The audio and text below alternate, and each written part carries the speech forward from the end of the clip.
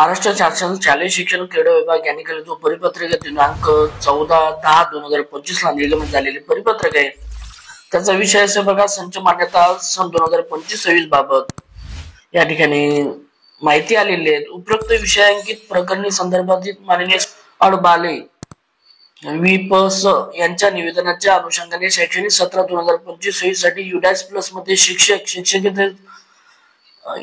Plus मध्ये शिक्षकेतर संच मान्यता निर्धारणासाठी विद्यार्थी पद ग्राह्य धरण्याच्या तारखेस मुदतवाढ मिळण्याबाबत मार्गदर्शनपर आदेश होण्याबाबत विनंती संदर्भ क्रमांक 3 अन्वये प्राप्त झाली आहे। त्या अनुषंगाने आपणास कळवण्यात येत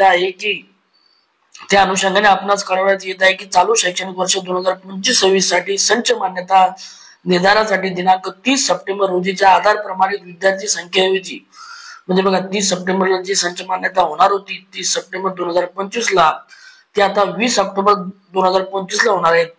20 ऑक्टोबर रोजीच्या आधार प्रमाणित विद्यार्थी संख्या म्हणजे जेवढे आपल्या शाळेतील विद्यार्थी आधार व्हॅलिडिटी असतील त्याच्यावरती विद्यार्थी संख्या विचारात घेण्यात यावी। तथापि सदर सवलत ही केवळ शैक्षणिक वर्ष 2025-26 साठीच लागू राहील आणि 20 ऑक्टोबर 2025 ची जी पट असेल जे विद्यार्थी व्हॅलिड झाले असेल त्याच याच वर्षी 2025-26 साठीच हे लागू राहतील। या ठिकाणी साहेबांची सही आहे।